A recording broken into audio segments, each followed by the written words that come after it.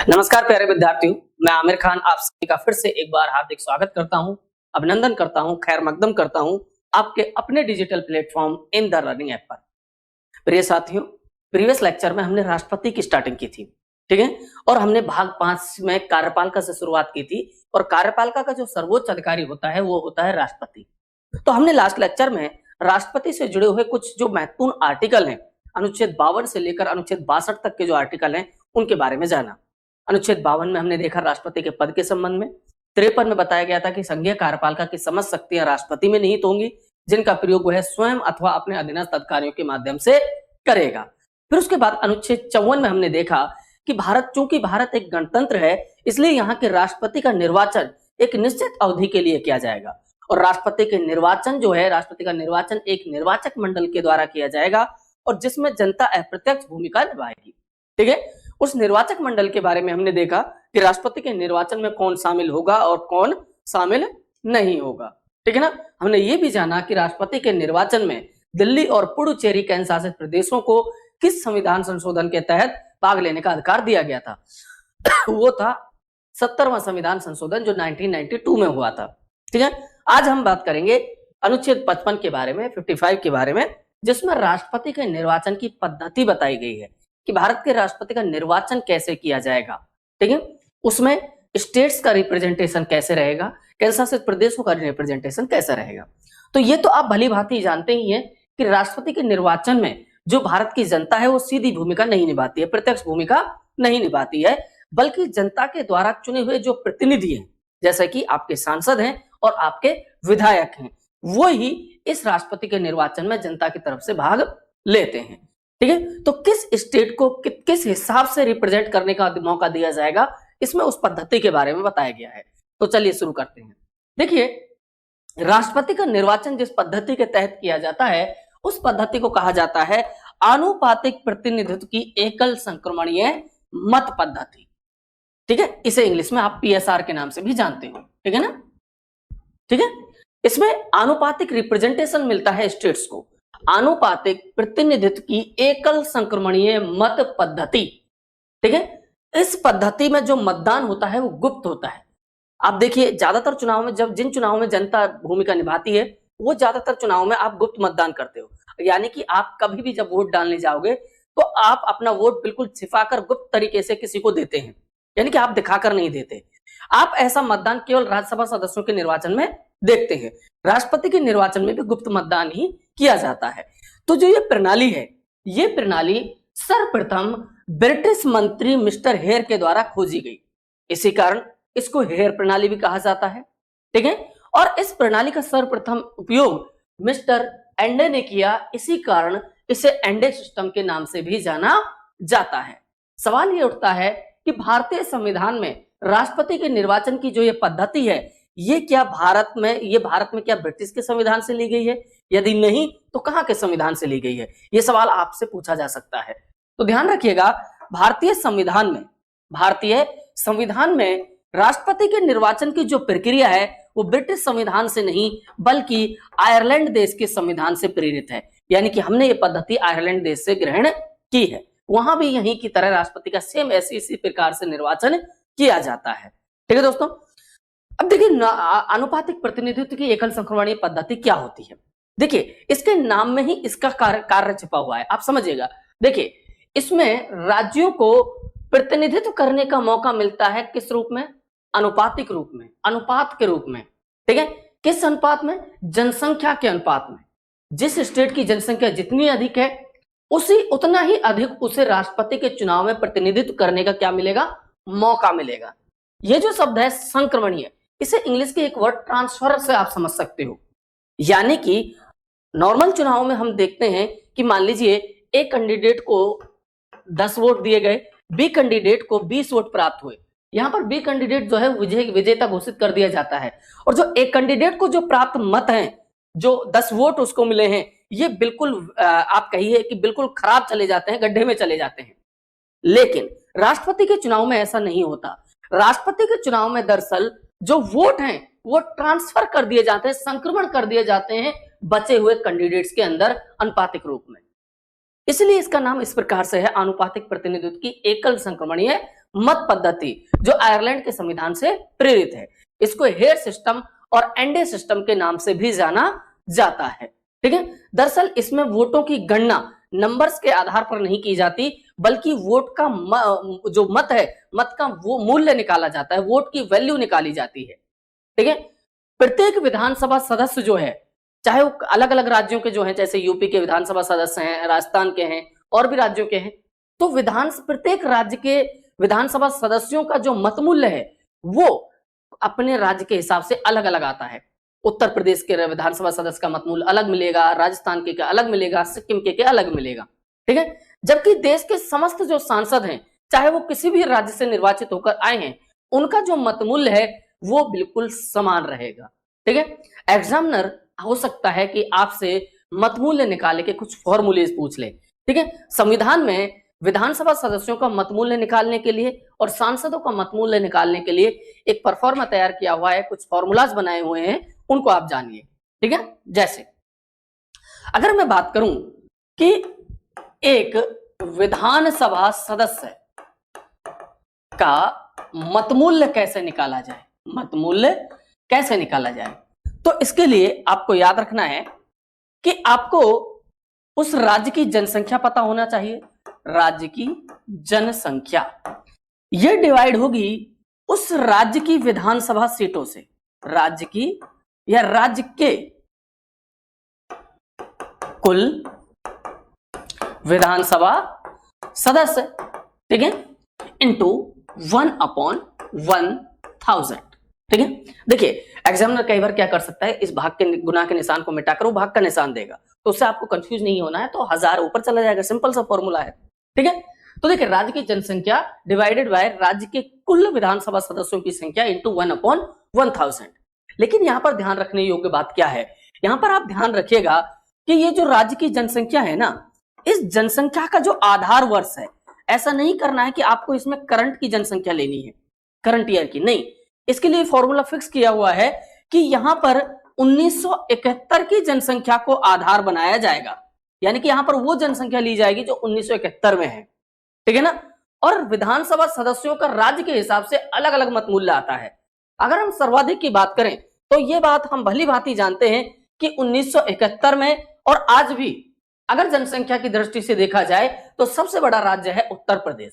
तो उत्तर प्रदेश विधानसभा सदस्यों का जो मत मूल्य है वो निकल के आता है 208। ठीक है, अगर हम राजस्थान के विधानसभा सदस्यों के मत मूल्य की बात करें तो वो निकल के आता है 129, और सबसे कम की बात करें तो सबसे कम निकल के आएगा दोस्तों सिक्किम राज्य का, यहां के विधानसभा सदस्य का मत मूल्य केवल 7 है। ठीक है, तो कहीं ना कहीं यहां पर जनसंख्या के आधार पर भेदभाव किया जा रहा है, और इसी कारण इस ये जो पद्धति है राष्ट्रपति के निर्वाचन की, इसका विरोध भी बार बार समय समय पर आपको देखने को मिलता है, किंतु संविधान में यह प्रावधान दे दिया गया है कि यह पद्धति 2026 तक यथावत बनी रहेगी। समझ रहे हो दोस्तों, तो ये आपको ध्यान रखना है, और याद रखना है कि यहां पर आधार वर्ष जो है जनसंख्या का वो 1971 है, और हर राज्य के विधानसभा सदस्यों का जो मत मूल्य है वो राज्य के हिसाब से सॉरी तो इस तरीके से आपको अलग अलग राज्यों के विधानसभा सदस्यों का मत मूल्य निकल के आ जाएगा। ठीक है, अब बात करते हैं सांसदों के मत मूल्य की, क्योंकि हमने निर्वाचक मंडल में देखा कि राष्ट्रपति के चुनाव में या तो राज्यों के एमएलए भाग ले रहे हैं या फिर संसद के सदस्य भाग ले रहे हैं। तो संसद के सदस्यों का मत मूल्य कैसे निकाला जाए, तो देखिए अगर हम एक संसद सदस्य या फिर कहूं सांसद का मत मूल्य निकालें तो कैसे निकालेंगे। ठीक है, तो ध्यान रखिएगा, तो इसके लिए आपको देश के जितने भी विधायक हैं, आपने देखा कि राज्य वाइज वहां पर अलग अलग विधायकों के अलग अलग मत मूल्य आ रहे हैं, तो सभी राज्यों का मत मूल्य, अगर विधायकों का मत मूल्य जब टोटल कर लिया जाए, देश के सभी या देश की सभी विधानसभाओं का कुल मत मूल्य, ठीक है, डिवाइड हो जाएगा सांसदों की संख्या से, सांसदों की संख्या से। यहां पर निर्वाचित संख्या आएगी दोस्तों, है ना, और इस तरीके से अगर देखा जाए तो हर सांसद का जो मत मूल्य निकल के आएगा वो निकल के आएगा 708। ठीक है, बेसिकली आपको ज्यादा डिटेल में नहीं जाना है, आपको कई बार वो सीधे सीधे इन फॉर्मूलाज को देकर सवाल पूछ लेता है और अधिक से अधिक वो क्या करता है कि आपको एक स्टेट दे देगा और पूछेगा कि इस स्टेट के विधायक या विधानसभा सदस्य का मत मूल्य कितना होगा। ये आपको पूरी एक के चार्ट मिल जाएगा जो आपको दिए गए लिंक पर जाकर पीडीएफ डाउनलोड आप जब करेंगे तो उसमें पूरा एक चार्ट मिल जाएगा। ठीक है, और राज्य वाइज किस राज्य का कितना मत मूल्य है विधानसभा का वो भी आपको वहां पर देखने को मिल जाएगा। ठीक है दोस्तों, बढ़ते हैं आगे की ओर। बात करूंगा अनुच्छेद 56 की। अनुच्छेद 56, देखिए अनुच्छेद 56 में राष्ट्रपति के कार्यकाल का उल्लेख है। ठीक है, इसमें बताया गया है कि राष्ट्रपति का कार्यकाल कितना होगा। ठीक है, तो देखिए राष्ट्रपति के कार्यकाल की जब बात करें तो आप कई बार बोल देते हो 5 वर्ष। ठीक है, लेकिन कई जगह आपको यह सामान्यतः 5 वर्ष लिखने को देखने को मिलता है। देखिए गलत ये भी नहीं है, लेकिन आपको इसे ठीक ढंग से याद रखना है। देखिए राष्ट्रपति का कार्यकाल जो है वो शपथ ग्रहण करने की तिथि से शुरू होता है। शपथ ग्रहण तिथि से सामान्यतः कितने वर्ष दोस्तों? 5 वर्ष। ठीक है, तो राष्ट्रपति का शासनकाल जो है वो सामान्यतः 5 वर्ष का होता है। तो यहां पर सामान्यतः वर्ड क्यों यूज किया गया है, इसके पीछे एक कारण है। देखिए इससे अब जैसा कि आपको पता है कि राष्ट्रपति का कार्यकाल 5 वर्ष का है, किंतु जरूरी नहीं कि वो 5 वर्ष ही अपने पद पर बना रहे, किंतु इससे पूर्व भी वह किसको दोस्तों? उपराष्ट्रपति को अपना क्या दे सकता है दोस्तों? इस्तीफा सौंप सकता है और इस्तीफा देकर अपने पद से मुक्त भी हो सकता है। ठीक है, जरूरी नहीं 5 साल बने। ठीक है, अब देखिए यहां से कई सारे एग्जाम्स में एक सवाल बनाकर दिया जाता है। मैं आपसे एक सवाल पूछता हूं कि राष्ट्रपति के इस्तीफे की सूचना उपराष्ट्रपति किसे देगा या किसे सौंपेगा? ठीक है, जल्दी से आप कमेंट बॉक्स में इसका आंसर बताइएगा। देखिए अब मैं आपको यहां पर एक बात बता देता हूं। अभी मैं आपको आगे एक अनुच्छेद 79 पढ़ाऊंगा। ठीक है, जब हम संसद पढ़ेंगे 79 में कहा गया है कि राष्ट्रपति संसद का अभिन्न अंग होगा, अर्थात संसद का निर्माण राष्ट्रपति, राज्यसभा और लोकसभा से मिलकर होगा, यानी कि संसद के 3 अंग होंगे। यानी कि राष्ट्रपति है तो संसद है और संसद है तो राष्ट्रपति है। ठीक है, तो यहां पर संसद को इस बात की जानकारी अवश्य होनी चाहिए दोनों सदनों को कि राष्ट्रपति ने इस्तीफा दे दिया है। लेकिन अनुच्छेद 56 क्या कहता है कि राष्ट्रपति अपना इस्तीफा किसे सौंपेगा? उपराष्ट्रपति को। और जैसा कि आप सभी जानते हैं कि उपराष्ट्रपति ही सदैव संसद के उच्च सदन राज्यसभा का क्या होता है? सभापति होता है।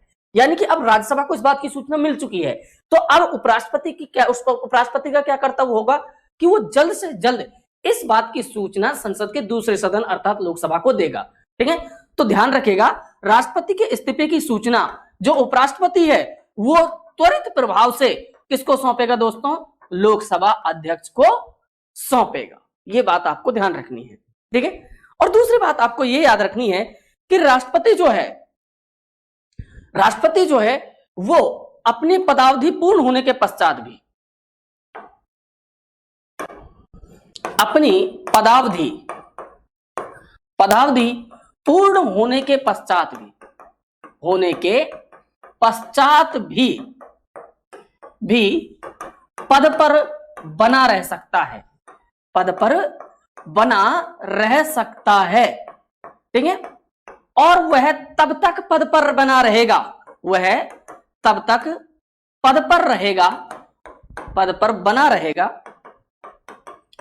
जब तक उसका उत्तराधिकारी से यहां तात्पर्य है नए राष्ट्रपति से, जब तक उसका उत्तराधिकारी क्या ग्रहण ना कर ले दोस्तों? शपथ ग्रहण ना कर ले।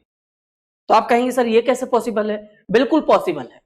ठीक है, राष्ट्रपति अपनी कार्यकाल या अपनी पदावधि पूर्ण होने के बाद भी पद पर बना रह सकता है। ऐसी कंडीशन तब क्रिएट होगी जब राष्ट्रपति का मान लीजिए कार्यकाल पूरा हो गया, टेन्योर पूरा हो गया, लेकिन संसद ने अभी तक नए राष्ट्रपति का चुनाव नहीं करवाया है, तो जो पुराना राष्ट्रपति है वो अपने पद पर यथावत बना रहेगा। और वो तब तक बना रहेगा जब तक उसका जो उत्तराधिकारी है, अर्थात जब तक संसद जो है वो नए राष्ट्रपति का चुनाव ना कर ले। लेकिन सवाल ये उठता है कि क्या इसमें कोई टाइम लिमिट है या नहीं है? ठीक है, तो ध्यान रखिएगा, यहां पर आपको अनुच्छेद 62 का स्मरण करना है। अनुच्छेद 62 कहता है कि इस स्थिति में अधिक से अधिक कोई व्यक्ति कितने माह तक रह सकता है? 6 माह तक। यानी कि संसद इस बात के लिए बाध्य है कि वह 6 माह के भीतर नए राष्ट्रपति का चुनाव करवाए। ठीक है, तो देखिए यहां पर चुनावों से मुझे बहुत अच्छी बात याद आ गई। आपसे एक सवाल है मेरा सवाल यह है कि राष्ट्रपति चुनाव की अधिसूचना मतलब नोटिफिकेशन, ठीक है दोस्तों, अधिसूचना जारी करता है, ठीक है। ये एक सवाल है जो एक एग्जाम में दिया गया था। मैं आपको ऑप्शन दे देता हूं।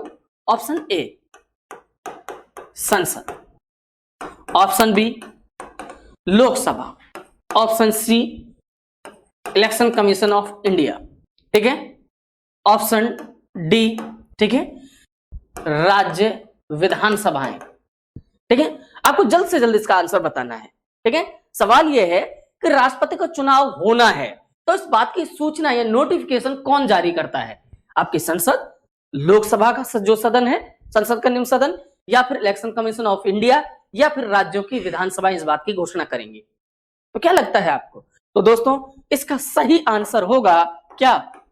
Option C election commission of India. भले ही भारत की जनता इसमें भाग नहीं लेती, संसद इसमें भाग लेती है, किंतु राष्ट्रपति चुनाव कराने की जिम्मेदारी किसकी है? वो है इलेक्शन कमीशन की। वो ही क्या करेगा? वो ही अपनी नोटिफिकेशन जारी करेगा कि राष्ट्रपति का टेन्योर पूरा हो गया है, जल्द से जल्द क्या कराए जाए? राष्ट्रपति के चुनाव कराए जाए, ठीक है। और संसद को इस बात की सूचना देगा और संसद फिर ये काम आगे बढ़ाएगी, ठीक है। तो आपको यहां ध्यान रखना है। तो लास्ट में आपको बता रहा था कि राष्ट्रपति का जो कार्यकाल है वो सामान्यतः कितने वर्ष होगा दोस्तों? वो होगा 5 वर्ष, ठीक है।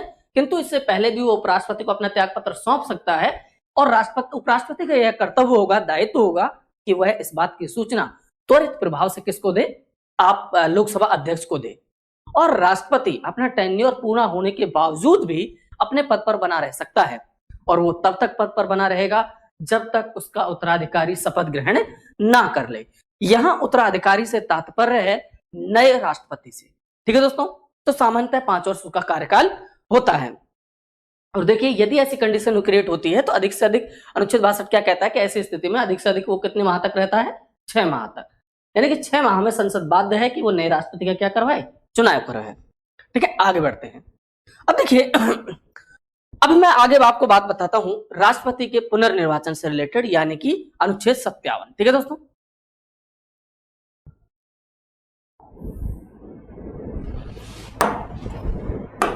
बात करूंगा अनुच्छेद 57।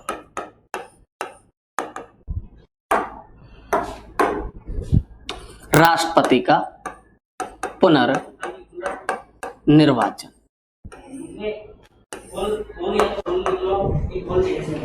देखिए बात करते हैं अनुच्छेद 57 की, जो राष्ट्रपति के पुनर्निर्वाचन से री-इलेक्शन से रिलेटेड है। दरअसल इसमें बताया गया है कि यदि कोई व्यक्ति भारत का एक बार राष्ट्रपति बन चुका है तो क्या उसे दोबारा निर्वाचित किया जा सकता है या दोबारा उसे राष्ट्रपति पद के लिए चुना जा सकता है? तो देखिए इस संबंध में अनुच्छेद 57 मौन है। अर्थात मैं ये कहना चाहता हूं कि अनुच्छेद 57 राष्ट्रपति के पुनर्निर्वाचन पर कोई भी किसी भी प्रकार की बाध्यता नहीं लगाता है। इसका मतलब ये हुआ कि भारत में कोई भी योग्य नागरिक चाहे जितनी बार राष्ट्रपति पद पर निर्वाचित किया जा सकता है।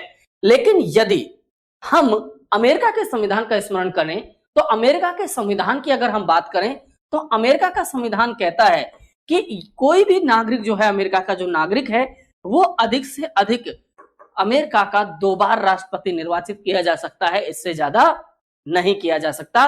किंतु भारतीय संविधान इस प्रकार की कोई भी बाध्यता नहीं लगाता है, बाध्यता नहीं है किसी भी प्रकार की। देखिए लेकिन संसद इस पर बाध्यता कई बार डाल देती है। जैसे मैं आपको थोड़ा सा याद दिलाना चाहूंगा कि भारत के जो प्रथम राष्ट्रपति थे राजेंद्र प्रसाद जी, राजेंद्र बाबू, उन्हें बाबूजी कहकर उन्हें सब पुकारते थे। ठीक है, प्यार से। तो उन्हें पहली बार अंतरिम राष्ट्रपति चुन लिया गया, ठीक है। 1952 में आम चुनाव हुए, 1952 में उन्हें फिर से राष्ट्रपति बनने का मौका मिल गया, ठीक है। अब जब 1957 में दोबारा राष्ट्रपति के चुनाव आए तो राजेंद्र बाबू ने इच्छा जाहिर की कि वो दोबारा राष्ट्रपति बनना चाहते हैं, लेकिन इस समय तक राजेंद्र बाबू और भारत के प्रथम प्रधानमंत्री श्री जवाहरलाल नेहरू के रिश्तों में काफी तल्खी आ चुकी थी, ठीक है। इधर जो जवाहरलाल नेहरू जी हैं वो कतई नहीं चाहते थे कि राजेंद्र बाबू को दोबारा राष्ट्रपति चुनाव में लाया जाए या राष्ट्रपति बनाया जाए, किंतु वहां पर राजेंद्र बाबू जी भी जिद पड़े हुए थे कि वो दोबारा राष्ट्रपति बनना चाहते हैं। दोबारा राष्ट्रपति वो बन जाते हैं 1957 में। और इसी समय जो हमारे प्रथम प्रधानमंत्री थे जवाहरलाल नेहरू, वो जो हैं वो संसद में एक नियम पारित करवाते हैं और तय किया जाता है कि किसी व्यक्ति को एक से अधिक बार राष्ट्रपति के लिए नहीं नॉमिनेट किया जाएगा किसी पार्टी के द्वारा, ठीक है। और आप थोड़ा सा ध्यान दीजिए, रिकॉल कीजिए, अगर हम राजेंद्र प्रसाद जी को छोड़ दें तो इसके बाद कितने अच्छे अच्छे राष्ट्रपति भारत को मिले हैं। आप देखेंगे कि उन्हें भी केवल एक ही कार्यकाल मिला है और किसी को 2 कार्यकाल नहीं मिले हैं। लेकिन अगर संविधान के हिसाब से हम बात करें तो संविधान में इस बात की कोई भी बाध्यता नहीं है। देख लीजिए ना, आप खुद देख सकते हैं, माननीय एपीजे अब्दुल कलाम एक ऐसे राष्ट्रपति हुए हैं, एक ऐसे नेता हुए हैं, एक ऐसे वैज्ञानिक हुए हैं जो किसी भी धर्म के नहीं थे, किसी भी जाति के नहीं थे, वो केवल भारतीय थे। मैं कहना ये चाहता हूं कि सभी लोग उनका बराबर से सम्मान करते थे। उन्हें भी दोबारा राष्ट्रपति बनने का मौका नहीं मिला। इसके पीछे भी कई सारी बातें हैं, है ना। लेकिन इसका मतलब ये नहीं कि संविधान में ऐसी कोई बात लिखी हुई है। संसद में बैठने वाली जो राजनीतिक दल है उन्होंने अपना ये नियम बनाया हुआ है कि किसी व्यक्ति को एक से अधिक बार क्या नहीं बनाया जाएगा, उम्मीदवार नहीं बनाया जाएगा, ठीक है दोस्तों। आगे बढ़ते हैं अनुच्छेद 58 की ओर। अब देखिए अनुच्छेद 58 क्या कहता है। दरअसल अनुच्छेद 58 जो है वो राष्ट्रपति पद के लिए क्या क्या योग्यताएं होनी चाहिए उनके संबंध में बात करता है, योग्यताओं के बारे में बात करता है, ठीक है। कि यदि आप राष्ट्रपति बनना चाहते हो तो आपके पास कौन कौन सी योग्यताएं होनी चाहिए उनके संबंध में ये बात करता है। देखते हैं कौन कौन सी योग्यताएं। देखिए पहली योग्यता होगी कि वह भारतीय नागरिक होना आवश्यक है। क्या होना जरूरी है दोस्तों? भारतीय नागरिक होना आवश्यक है, ठीक है ना।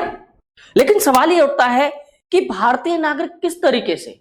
क्या जन्म से भारतीय नागरिक होना जरूरी है या कोई ऐसा व्यक्ति नागरिक है जो किसी भी तरीके से नागरिकता अर्जित कर लेता है, क्या उसे भी राष्ट्रपति बना दिया जाएगा? जैसे अमेरिका के संविधान में बाध्यता है कि वहां का जो जन्म से व्यक्ति नागरिक है केवल वो ही राष्ट्रपति पद के लिए उम्मीदवार बन सकता है और कोई नहीं। और भारतीय संविधान का भाग 2 जो नागरिकता से रिलेटेड है, सिटीजनशिप से रिलेटेड है, वो कहता है कि आप 5 तरीकों से भारत के नागरिक हो सकते हैं।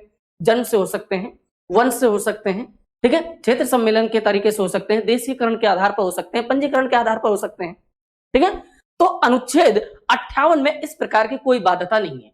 इसका मतलब क्या हुआ? इसका मतलब ये हुआ कि आप जन्म से भारतीय नागरिक होने चाहिए ये आवश्यक नहीं है, केवल आपके पास भारत की क्या होनी चाहिए दोस्तों? नागरिकता होनी चाहिए। दूसरा पॉइंट, वह 35 वर्ष की आयु पूर्ण कर चुका हो, ठीक है दोस्तों। ये ऐसा नहीं है कि 34 साल का हो गया 35वीं भी चल रहा है, नहीं, 35 कंप्लीट होनी चाहिए, ठीक है। तो 35 वर्ष से कम आयु की ये एक एलिजिबिलिटी क्राइटेरिया बनाया हुआ है, ठीक है दोस्तों। तीसरा कि वह लोकसभा का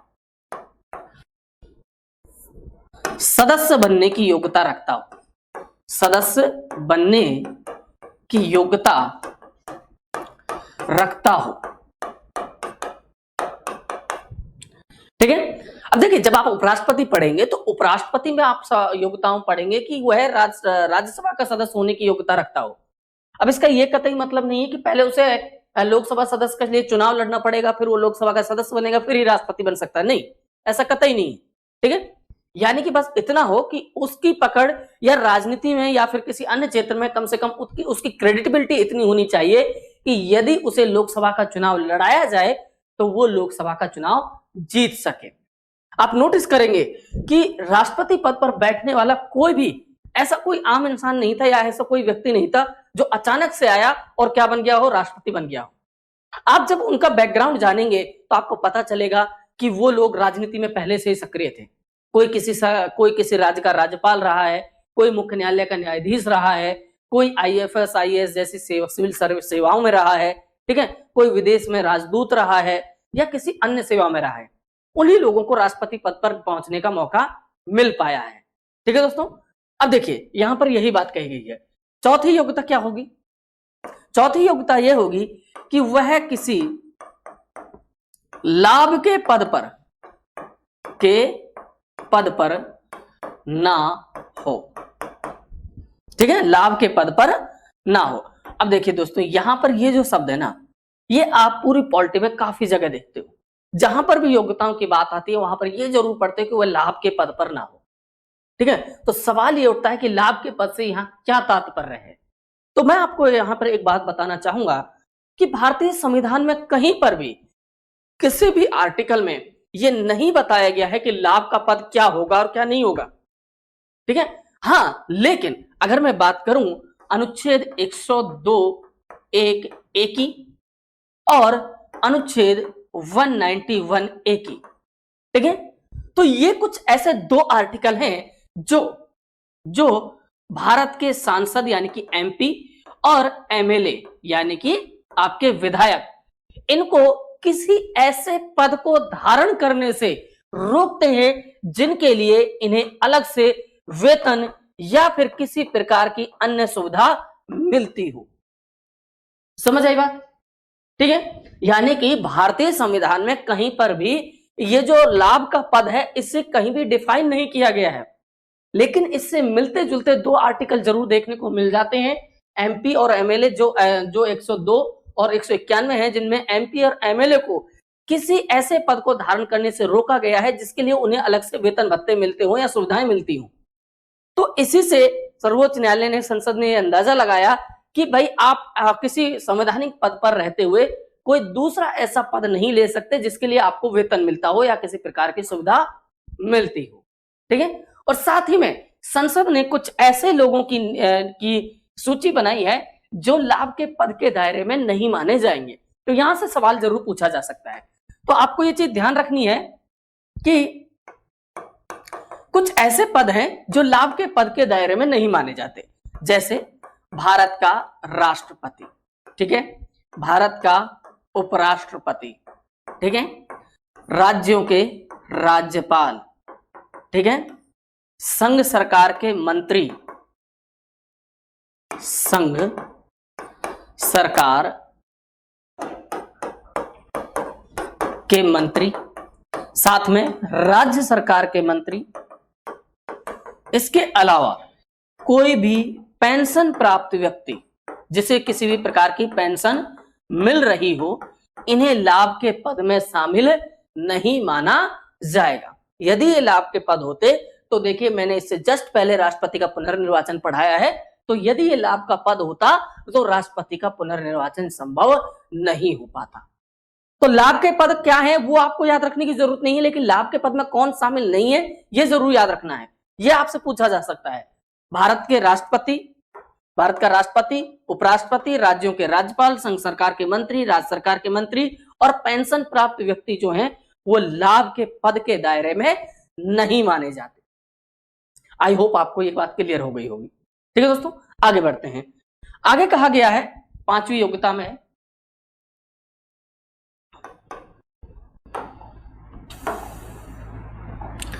पांचवी योग्यता में कहा गया दोस्तों कि उसे जमानत राशि के रूप में, किसके रूप में दोस्तों? जमानत राशि के रूप में। ये वो वाली राशि नहीं है दोस्तों जो रसोड़े में कौन था उससे फेमस हुई है, वो नहीं है ये। ठीक है ना, ये राशि का मतलब अमाउंट से है। ठीक है, किससे है? अमाउंट से है ना। रसोड़े में तो कोई भी था उससे मतलब नहीं है ना। हमें रसोड़े में काम थोड़ी करना है, तो आपको मेहनत करनी है क्योंकि नौकरी लगनी है। रसोई में काम करने के लिए नौकरी की जरूरत थोड़ी है ना। वो तो आपको वैसे भी जाना पड़ेगा यदि आपकी नौकरी नहीं लगी तो। ठीक है, अब देखिए, अब हम पांचवी योग्यता की बात करते हैं। 5वीं योग्यता में क्या कहा गया है, इसमें कहा गया है कि उसे मतलब जो उम्मीदवार बन रहा है उसे जमानत राशि के रूप में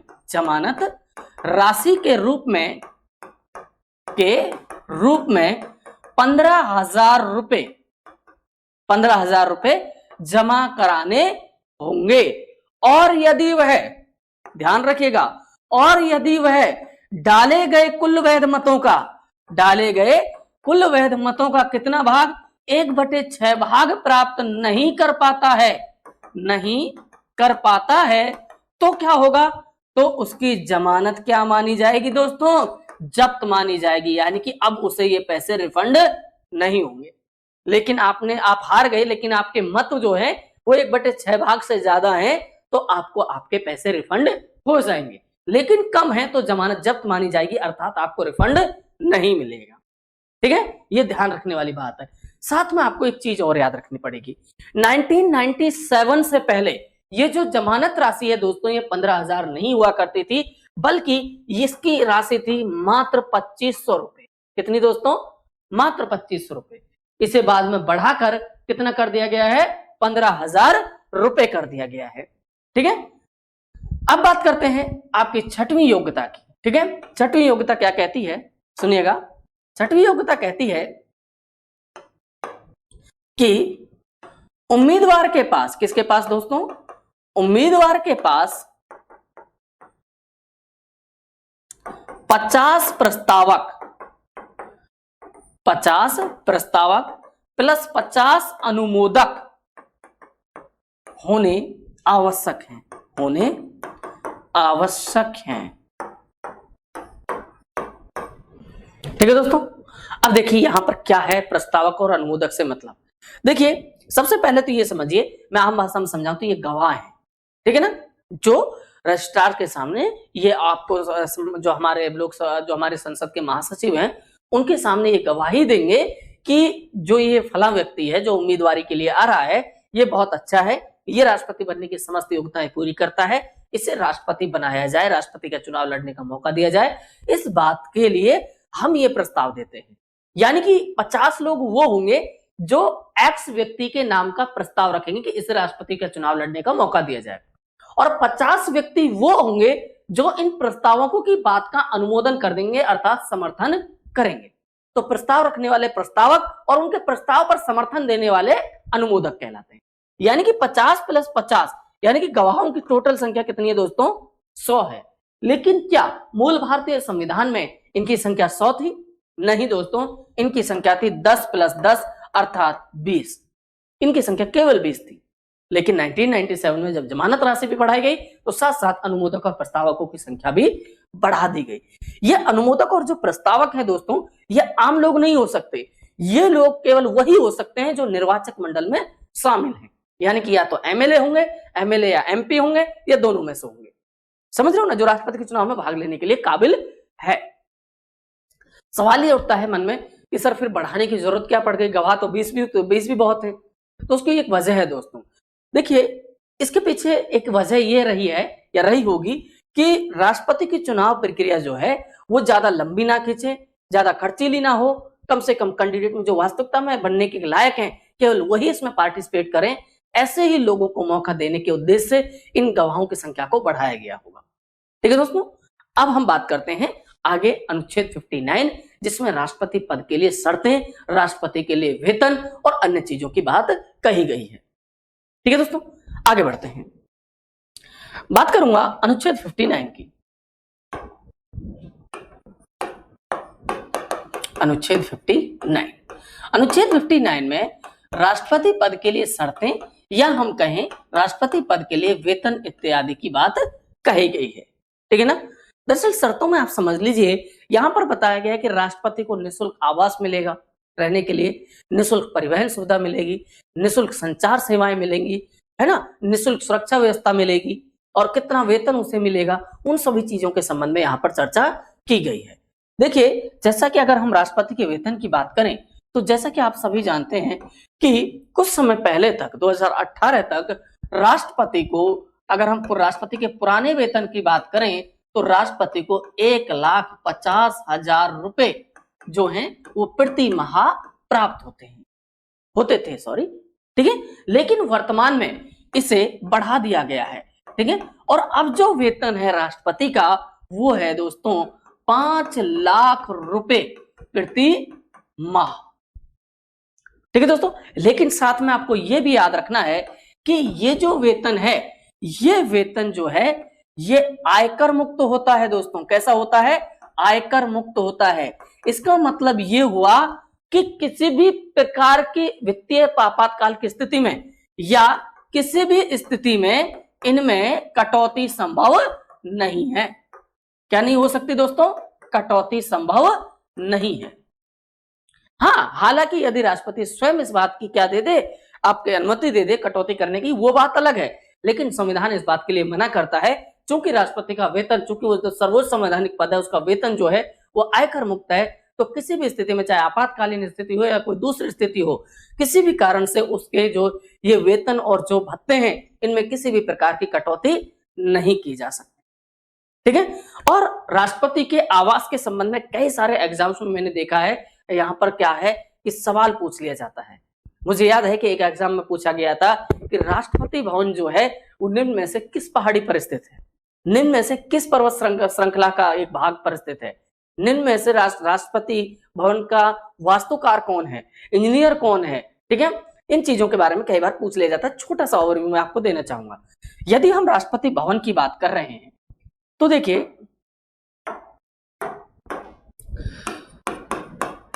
राष्ट्रपति भवन, तो देखिए राष्ट्रपति भवन के निर्माण का जो सर्वप्रथम आइडिया जो है वो ब्रिटिश काल में तब आया जब 1911 में यह कहा गया कि भारत की राजधानी जो है वो कलकत्ता से कहां स्थानांतरित की जाएगी दोस्तों? दिल्ली स्थानांतरित की जाएगी। और जैसा कि आप सभी जानते हैं 1 अप्रैल 1912 को कलकत्ता से स्थानांतरित कर भारत में, दिल्ली को भारत की राजधानी बना दिया जाता है ब्रिटिश काल में। तब ब्रिटिश काल का जो सर्वे सर्वा हुआ करता था वो हुआ करता था वायसराय, जिसे पहले गवर्नर जनरल भी कहते थे, ठीक है। तब ये मांग उठी कि भाई दिल्ली जा रहे हैं, नया शहर है, नई राजधानी है, तो यहाँ पर हमारे सर्वे सर्वा मुख्य वायसराय के लिए कोई भवन भी तो होना चाहिए। और याद रखिएगा 1950 तक वर्तमान राष्ट्रपति भवन को क्या कहा जाता था? वायसराय भवन ही कहा जाता था, ठीक है दोस्तों। तो देखिए 1912 से अरावली पर्वतमाला का जो अंतिम छोर है दिल्ली में, कौन सी पर्वतमाला दोस्तों? अरावली पर्वतमाला का अंतिम छोर जो दिल्ली में है उसका नाम है दोस्तों रायसीना हिल्स। क्या नाम है? रायसीना हिल्स। इस रायसीना हिल्स के छोर पर क्या किया गया? एक भवन तैयार किया गया जिसे वर्तमान में राष्ट्रपति भवन के नाम से जाना जाता है, ठीक है। यह जो राष्ट्रपति भवन है दोस्तों, ये एक 4 मंजिला इमारत है। कितने मंजिला? 4 मंजिला इमारत है, जिसमें लगभग 340 कमरे हैं। कितने कमरे हैं दोस्तों? 340 कमरे हैं। अगर इसके डिजाइन की हम बात करें तो देखिएगा ये जो राष्ट्रपति भवन है, इस राष्ट्रपति भवन की जो डिजाइन है वो तैयार की थी एक ब्रिटिश कालीन व्यक्ति ने, जिसका नाम था एडवर्ड कलिंगर लुटियंस, या हम जिसे कहते हैं एडवर्ड ल्यूटियंस,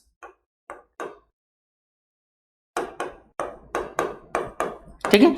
एडवर्ड लुटियंस जो थे वो राष्ट्रपति भवन के क्या थे दोस्तों? वास्तुकार थे, ठीक है।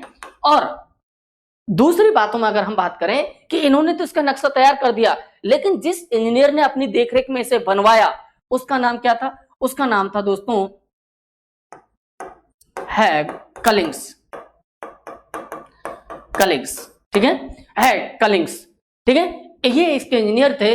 और जो इसका ठेकेदार था, जिससे बाई हैंड इसे बनाने का काम दिया गया, वो था हारून अल राशिद। क्या नाम था दोस्तों उसका? हारून अल राशिद। ये छोटी सी इंफॉर्मेशन आपके लिए थी राष्ट्रपति भवन के बारे में। यह इंफॉर्मेशन आपको कैसी लगी कमेंट बॉक्स में जरूर बताइएगा, ठीक है दोस्तों। ये था राष्ट्रपति भवन के, राष्ट्रपति के संबंध में वेतन और उसके और सुविधाओं के बारे में और राष्ट्रपति भवन के बारे में। अब थोड़ी सी बात और ध्यान रखिएगा, यदि हम राष्ट्रपति की पेंशन की बात करें कि क्या राष्ट्रपति को पेंशन प्राप्त होती है दोस्तों, तो बिल्कुल राष्ट्रपति को पेंशन मिलती है दोस्तों। कितनी मिलेगी? तो इसमें कहा गया है राष्ट्रपति अपने अंतिम माह के वेतन का, किसका दोस्तों? अंतिम माह के वेतन का कितना प्रतिशत? 50% पेंशन के रूप में उम्र प्राप्त करता रहेगा और साथ में रिटायर होने के बाद भी उसे परिवहन सुविधा मिलती रहेगी। ठीक है दोस्तों, यहां तक आपको कैसा लगा आप जरूर कमेंट बॉक्स में करके लिख के बताइएगा। ठीक है, अब मैं आपको आगे बढ़ाता हूं और आगे हम जानेंगे अनुच्छेद 60 के बारे में। किसके बारे में? अनुच्छेद 60 के बारे में। देखिए, अनुच्छेद 60 की मैं यदि बात करूं तो अनुच्छेद 60 में राष्ट्रपति की शपथ का प्रावधान दिया गया है। ठीक है, और बताया गया है कि राष्ट्रपति को शपथ कौन दिलाएगा। तो ध्यान रखिएगा, यदि हम राष्ट्रपति की शपथ की बात कर रहे हैं तो राष्ट्रपति को शपथ दिलाने का काम होगा हमारे सर्वोच्च न्यायालय के मुख्य न्यायाधीश का, सीजेआई का, चीफ जस्टिस ऑफ इंडिया का। ठीक है, इसका काम है राष्ट्रपति को उसके पद की शपथ दिलवाना। लेकिन यदि सीजेआई अनुपस्थित है, यदि वो नहीं है, तो यह कार्य कौन करेगा?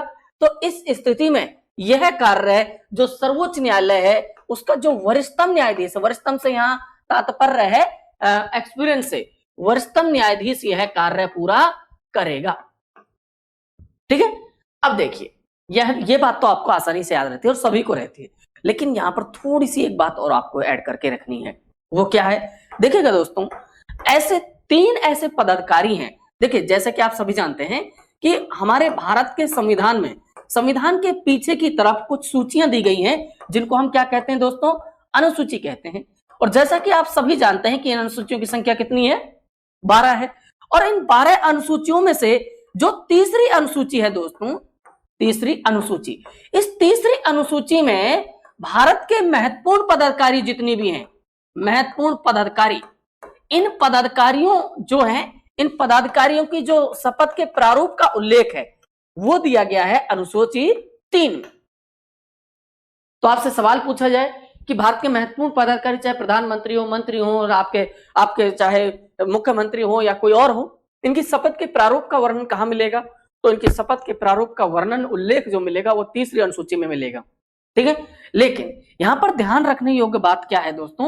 यहां पर ध्यान रखने योग्य बात यह है कि ऐसे 3 पदाधिकारी हैं। कौन कौन से? भारत का राष्ट्रपति, ठीक है, भारत का उपराष्ट्रपति और राज्यों के राज्यपाल। ये ऐसे 3 पदाधिकारी हैं, ठीक है, जिनकी शपथ के प्रारूप का उल्लेख अनुसूची 3 में नहीं दिया गया है और एग्जामिनर यहीं से आपको हिट करता है। ठीक है, तो इनकी कहां मिलेगी वो सोचिए, इनकी जो शपथ के प्रारूप का उल्लेख है वो कहां मिलेगा? देखिएगा, अगर हम बात कर रहे हैं राष्ट्रपति की, तो राष्ट्रपति की शपथ के प्रारूप का उल्लेख अनुच्छेद 60 में आपको देखने को मिलेगा। उपराष्ट्रपति की शपथ के प्रारूप का उल्लेख आपको अनुच्छेद 69 में देखने को मिलेगा और राज्यपाल की शपथ के प्रारूप का उल्लेख आपको अनुच्छेद 159 में देखने को मिलता है। यह बात आप जरूर ध्यान रखिएगा। ठीक है दोस्तों, आई होप आपको अच्छे से समझ आ रहा होगा। ठीक है, अब हम आगे बढ़ते हैं एक बहुत ही इंपॉर्टेंट आर्टिकल की तरफ, आर्टिकल 61, जिससे कई तरीके के सवाल हमको देखने को मिलते हैं। अनुच्छेद 61 राष्ट्रपति पर एक प्रक्रिया है दोस्तों, महाभियोग प्रक्रिया या इम्पीचमेंट प्रक्रिया। ये क्या है ये समझिएगा। ठीक है, देखिए, कई बार मैंने देखा है कि बच्चों से जब पूछा जाता है कि सर्वोच्च न्यायालय के न्यायाधीशों को किस प्रक्रिया के तहत हटाया जाता है, तो वो बहुत ही सहज भाव से जवाब दे देते हैं सर महाभियोग प्रक्रिया के द्वारा। तो सबसे पहले तो आपको यही समझना है कि भारतीय संविधान में इम्पीचमेंट या महाभियोग शब्द का उल्लेख केवल राष्ट्रपति के संदर्भ में किया गया है। अर्थात महाभियोग प्रक्रिया से केवल राष्ट्रपति को ही उसके पद से हटाया जा सकता है और किसी के संबंध में महाभियोग प्रक्रिया का उल्लेख नहीं मिला है। हालांकि ये बात अलग है कि न्यायाधीशों को हटाने की जो प्रक्रिया है उसकी शुरुआत भी संसद से होती है, जिस प्रकार महाभियोग की होती है।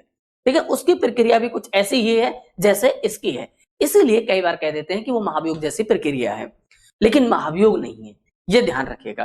ठीक है, तो देखिए महाभियोग क्यों लगाया जाता है, किसके विरुद्ध लगाया जाता है, ये चीज समझते हैं। तो जैसा कि आप सभी जान चुके होंगे कि राष्ट्रपति को उसके पद से हटाने के लिए कौन सी प्रक्रिया का प्रयोग किया जाता है दोस्तों?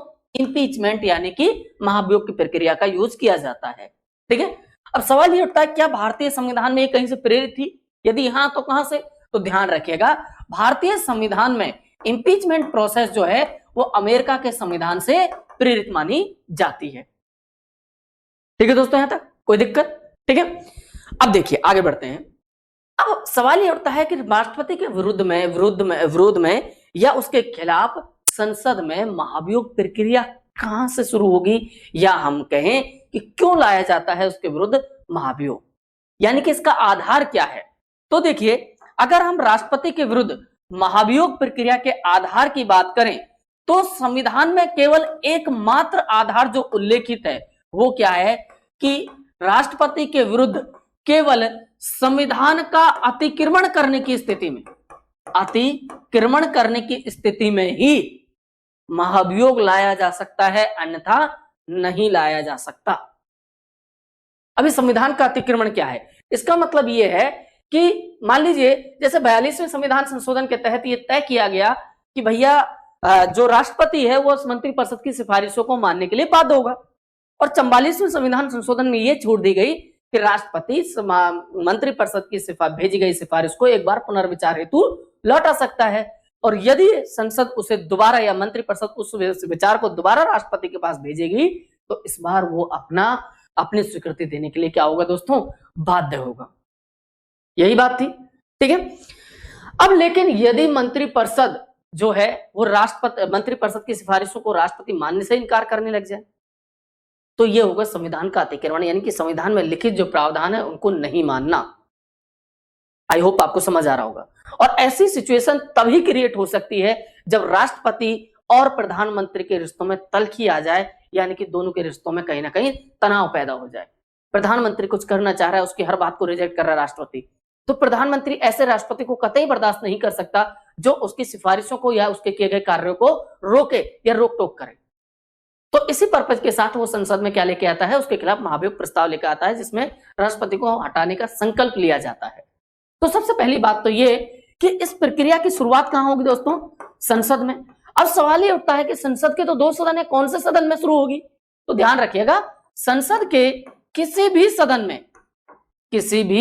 सदन में इस प्रक्रिया की शुरुआत की जा सकती है। ठीक है, अब देखिए बहुत से बच्चे जो हैं वो इस महाभियोग प्रक्रिया को रट तो खूब लेते हैं, लेकिन वो बहुत एक चीज मिस कर जाते हैं। जैसे यदि आप पढ़ते हैं कि राष्ट्रपति के खिलाफ जो महाभियोग प्रक्रिया है ये एक अर्धन्यायिक प्रक्रिया है। कैसी प्रक्रिया है दोस्तों? अर्धन्यायिक प्रक्रिया है। अब मैं आपसे सवाल पूछता हूं कि आप अर्धन्यायिक प्रक्रिया से क्या समझते हैं? आपने रट तो लिया और कई बार सवाल भी आया हुआ है कि महाभियोग प्रक्रिया है और पीछे सबसे पहला ऑप्शन आएगा अर्धन्यायिक प्रक्रिया। तो अर्धन्यायिक प्रक्रिया से तात्पर्य क्या है? क्या आपको ये पता है?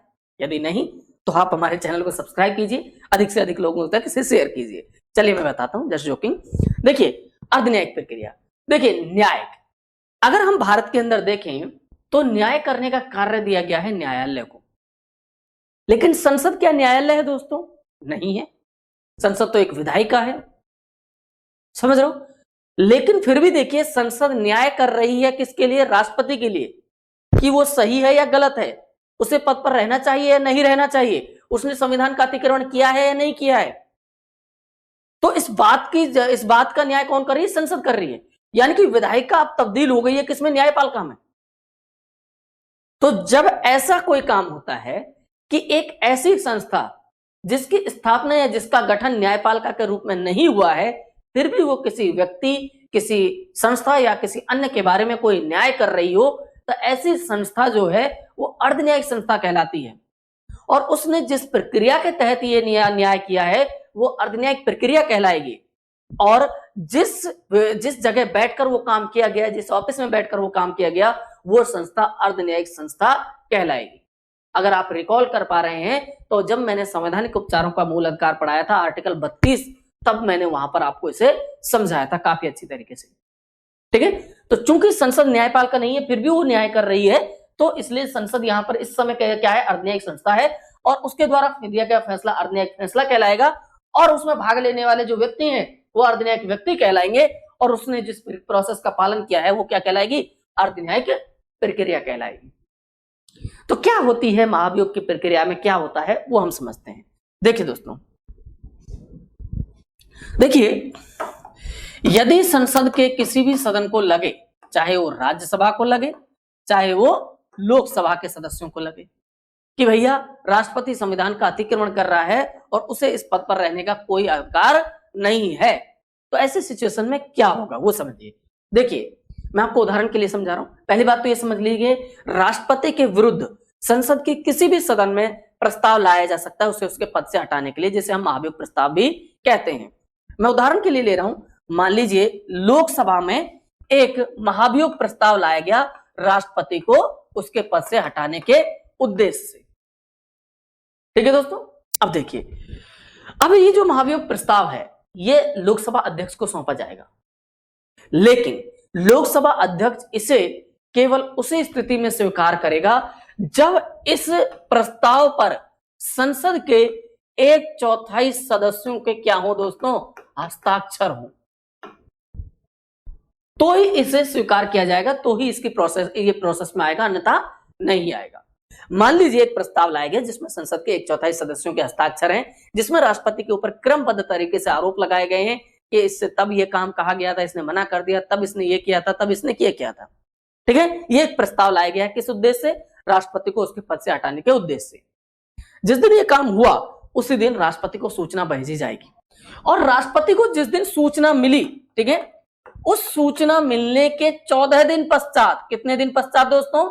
14 दिन पश्चात ही इस प्रस्ताव पर कार्यवाही संभव हो सकती है, अन्यथा नहीं। अब मान लीजिए उसको सूचना दे दी गई है, क्योंकि ये लोकसभा में लाया गया था, शुरुआत कहां से हो रही है? लोकसभा से हो रही है ना? ऐसा राज्यसभा से भी हो सकता है। तो यहां पर राष्ट्रपति के विरुद्ध एक प्रोसेस या प्रक्रिया शुरू होगी, यानी कि अब यहां पर इस प्रस्ताव पर लोकसभा में क्या करवाया जाएगा दोस्तों? मतदान कराया जाएगा, यानी कि लोकसभा के सभी सदस्यों के समक्ष इस प्रस्ताव को पढ़ा जाएगा, राष्ट्रपति के ऊपर लगे आरोपों के संबंध में बताया जाएगा। देन उसके बाद इस प्रस्ताव पर वोटिंग करवाई जाती है।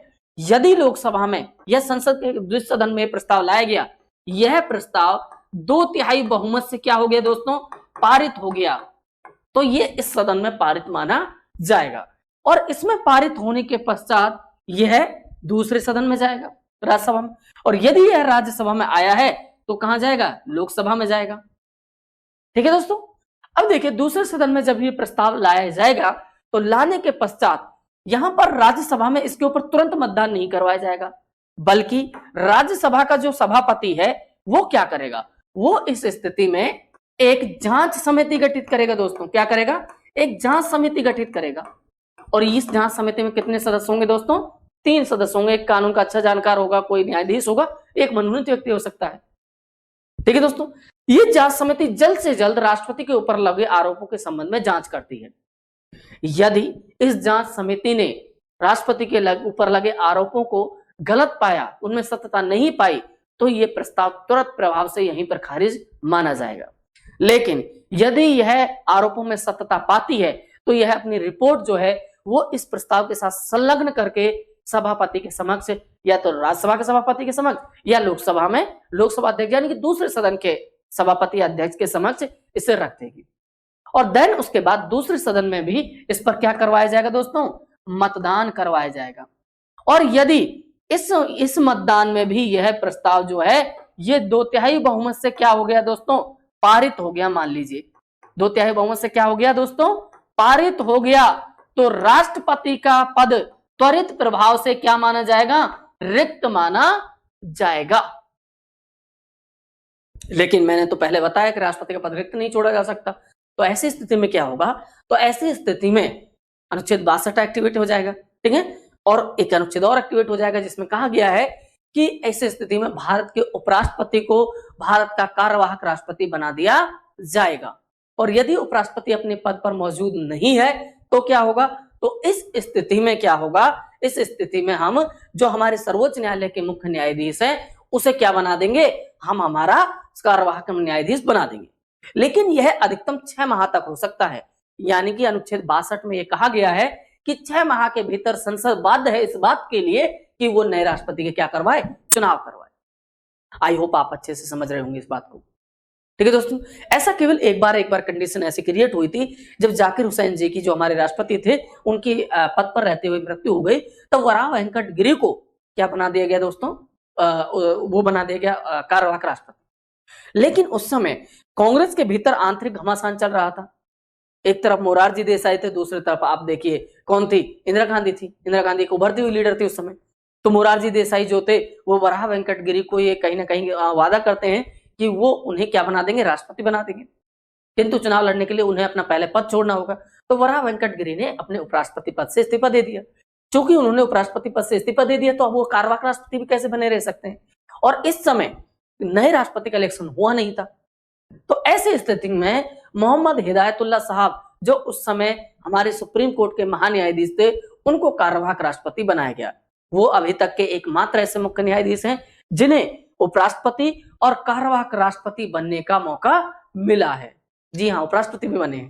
ठीक है दोस्तों, ये बात आपको, ये फैक्ट आपको याद रखना है। ठीक है, हालांकि इस चैप्टर के बाद जब मैं राष्ट्रपति की शक्तियों को पढ़ाऊंगा तो देन उसके बाद हम हर एक राष्ट्रपति से जुड़े हुए कुछ जो प्रमुख तथ्य हैं उनके संबंध में भी बात करेंगे। ठीक है दोस्तों, ये थी राष्ट्रपति की इंपीचमेंट प्रोसेस अर्थात महाभियोग प्रक्रिया। ठीक है, अब देखिए अनुच्छेद 62 मैंने आपको बता ही दिया है। अब आप यहां पर दो आर्टिकल और याद रखेंगे, अनुच्छेद 71 और एक 72। 72 को चलो मैं शक्तियों में कवर करा दूंगा, लेकिन साथ में आपको अनुच्छेद 71 और याद रखना है। ठीक है दोस्तों, अनुच्छेद 71 बहुत इंपॉर्टेंट है और यहां से सवाल दिया जाता है।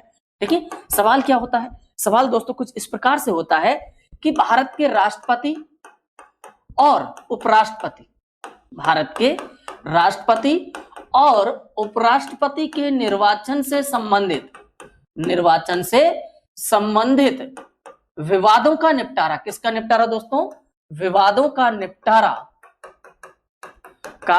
निपटारा कि एक निम्न में से किसके द्वारा किया जाएगा। तो इसका सही जवाब है दोस्तों सर्वोच्च न्यायालय के द्वारा। किसके द्वारा, सर्वोच्च न्यायालय के द्वारा। अनुच्छेद 71 में यह स्पष्ट प्रावधान है कि राष्ट्रपति और उपराष्ट्रपति के निर्वाचन से संबंधित यदि किसी भी प्रकार का कोई विवाद पैदा होता है, ठीक है, यानी कि चैलेंज किया जाता है इनके निर्वाचन को, तो ऐसे विवादों का निपटारा केवल सर्वोच्च न्यायालय में किया जा सकता है। यानी कि इनकी सुनवाई कहां से होगी, केवल सर्वोच्च न्यायालय में होगी। यानी कि ये सर्वोच्च न्यायालय का मूल या प्रारंभिक अधिकार, आप इसे समझ सकते हो। ठीक है ना, तो यहां पर सर्वोच्च न्यायालय से ही इसकी शुरुआत होगी और सर्वोच्च न्यायालय के द्वारा जो निर्णय दिया जाएगा वो अंतिम एवं मान्य होगा, सभी के लिए मान्य होगा। ठीक है, लेकिन अब यहां पर आपको एक संविधान संशोधन याद रखना है, 11वां संविधान संशोधन 1961। ठीक है, ये किससे रिलेटेड था समझिए। देखिए सर्वोच्च न्यायालय में सन 1957 में एक विवाद पहुंचा, डॉक्टर खरे बनाम इलेक्शन कमीशन ऑफ इंडिया। ठीक है, इलेक्शन कमीशन ऑफ इंडिया विवाद 1957। दरअसल इस विवाद में राष्ट्रपति के निर्वाचन को चैलेंज किया गया था। ठीक है, 1957 का विवाद है तो राजेंद्र प्रसाद के निर्वाचन से रिलेटेड था ये। ठीक है, दरअसल उस समय मैं अच्छे से रिकॉल नहीं कर पा रहा हूं, मैं भी शायद बिहार था उस समय, वहां पर एक राज्य में कहीं पर राष्ट्रपति शासन लगा हुआ था, तो वहां पर जो है इलेक्शन, उसी समय राष्ट्रपति का इलेक्शन हुए 1957 में, और उस राज्य विधानसभा को उसमें चुनाव लेने का भाग लेने का मौका नहीं मिल पाया क्योंकि वहां की विधानसभा भंग थी। तो बाद में उसी विधानसभा के सदस्यों ने एक याचिका लगाई, एक विवाद पहुंचाया सुप्रीम कोर्ट में, क्योंकि हमारी विधानसभा को राष्ट्रपति के चुनाव में भाग लेने का मौका नहीं मिला, अर्थात इस समय निर्वाचक मंडल जो था वो अपूर्ण था, अधूरा था। तो अगर निर्वाचक मंडल ही अधूरा है तो राष्ट्रपति का निर्वाचन जो है वो अवैध क्यों नहीं है, उसे अवैध करार दिया जाए, इस संबंध में एक याचिका पहुंची। तब सर्वोच्च न्यायालय ने इस विवाद के फैसला देते हुए कहा कि राष्ट्रपति तथा उपराष्ट्रपति के निर्वाचन को, किसको दोस्तों, राष्ट्रपति तथा उपराष्ट्रपति के निर्वाचन को इस आधार पर, किस आधार पर, इस आधार पर चुनौती नहीं दी जा सकती, इस आधार पर चुनौती नहीं दी जा सकती कि निर्वाचक मंडल अधूरा था, कि निर्वाचक मंडल अपूर्ण है या अधूरा है। ठीक है, तो आपको ये ध्यान रखना है। और इसी बात को, इसी फैसले को संविधान में लिखने के लिए एक संविधान संशोधन किया गया, वो भी आपको याद रखना है। 11वां संविधान संशोधन जो कब हुआ था? 1961 में, जिसमें स्पष्ट शब्दों में लिखा गया कि राष्ट्रपति और उपराष्ट्रपति के निर्वाचन को केवल इस आधार पर चुनौती नहीं दी जा सकेगी कि उस समय निर्वाचक मंडल अपूर्ण था या राष्ट्रपति का चुनाव होते समय किसी एक राज्य या एक से अधिक राज्यों की विधानसभा भंग थी, तो इस आधार पर आप सुप्रीम कोर्ट में नहीं जा पाओगे। ठीक है, आई होप राष्ट्रपति से जुड़े हुए जितने भी आर्टिकल हैं वो आपको एकदम क्रिस्टल क्लियर तरीके से समझ आ गए होंगे। और मैं उम्मीद करता हूं कि ऐसा शायद मैंने कोई सवाल छोड़ा नहीं होगा जो इन आर्टिकल से जुड़ा हुआ हो और मैंने वो कवर ना किया हो। फिर भी यदि कोई बात ऐसी है या कोई चीज ऐसी है, कोई पार्ट ऐसा है जो आपको इसमें से समझ नहीं आया है या आप उसके बारे में कुछ और एक्सप्लेनेशन चाहते हैं, तो आप हमें कमेंट बॉक्स में लिख सकते हैं। जाते जाते मैं आपसे फिर से एक बार ये अपील करना चाहूंगा या आग्रह करना चाहूंगा कि हमारा जो ऑनलाइन डिजिटल प्लेटफॉर्म है वो बहुत ही कम दरों में, बहुत ही सस्ती दरों में गुणवत्तापूर्ण शिक्षा आपको प्रोवाइड करवा रहा है। और यहाँ पर पढ़ाने वाले प्रत्येक शिक्षक जो हैं वो हाईली एजुकेटेड हैं और उन्हें बहुत ही एक्सपीरियंस भी है कहीं ना कहीं कंपटीशन क्लासेस को पढ़ाने का। और आप यदि हमारे ऐप में जाकर आप अपनी तैयारी को और बेहतर बनाना चाहते हैं तो आप वहां जाकर मॉक टेस्ट ज्वाइन कर सकते हैं और आप उन मॉक टेस्ट को देने के बाद पाओगे कि आपकी जो तैयारी का लेवल है वो जनरल लोगों से वो कहीं ना कहीं आप यहां पर मिलेगा, एक कदम आगे मिलेगा। इतने बेहतरीन तरीके से हमने हमारे मॉक टेस्ट जो है वो टॉपिक वाइज सिलेबस के अनुसार डिजाइन किए हुए हैं। तो ज्यादा से ज्यादा लोगों तक ये बात पहुंच सके उसके लिए आप हमारे YouTube चैनल को सब्सक्राइब करें और ज्यादा से ज्यादा मात्रा में इस बात को शेयर करें। तब तक के लिए धन्यवाद।